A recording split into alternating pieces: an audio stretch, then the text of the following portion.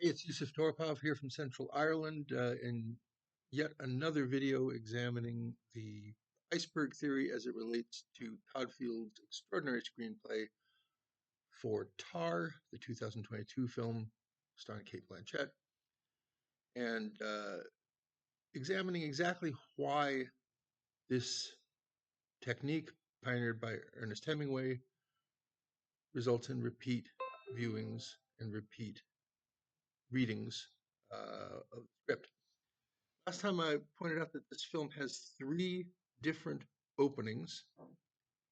The post of a streaming image of our protagonist asleep on an airplane as two people make strange and slightly unflattering comments about her, as an audio of a Aboriginal woman or a tribeswoman in South America being coached by our protagonist about how to sing in a recording studio, followed by an extraordinary piece of music. And then as those credits play over that audio, we see Lydia Tarr herself in the wings at some kind of theater waiting for an entrance to address an audience. And I asked you why uh, Todd Field would set the film up in this way. The first thing that we see, the strange commentary on our protagonist. The second thing is we don't even see anything. We just hear the protagonist in action, working with a native singer in South America. So we don't even get the fact that that's South America.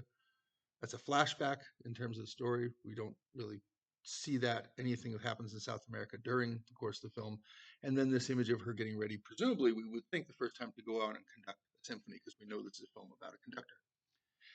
And I believe the answer to that question about why these three kind of competing openings to the film exist is that Todd Field is setting us up for a world in which we have to be willing to be confused and uncertain as viewers, which is kind of like the world we live in real life.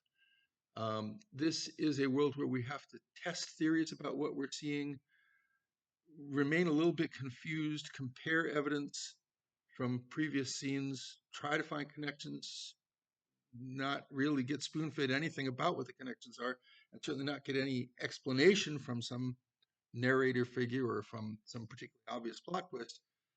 There's no voiceover explaining why we've got these three things, and they just sort of are set up in parallel with each other. So that's reason number one, is that he wants us engaged and active as viewers, and that's going to play out throughout the entire film. He wants us wondering what the hell is going on, and how does it connect to what we've already seen. Other big reason for Todd Field offering these three perspectives on our protagonist, Lydia Tarr, is that she is one of these figures for whom no generalization is sufficient. We're going to be seeing her from different angles. How do people perceive her? How does she take action? How does she deal with the consequences of her action? How does she assume authority in a group? What's the response of a group? How do people feel about her when she's in a group? She's a dominant social figure, not unlike Charles Foster Kane and Citizen Kane. She's complete, total domination in every social situation she's in for most of the film. And this film chronicles her fall from that position of social eminence and how she responds to it. But along the way, we're not going to get one short, simple answer about who she is. We're going to get a lot of competing information about this character.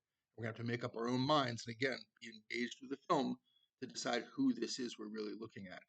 It's a very risky, very high degree of difficulty way of writing a screenplay, but it is, in fact, going on in this remarkable piece of writing. I'll be back with you in a couple of days with the next little bitty about Field Extraordinary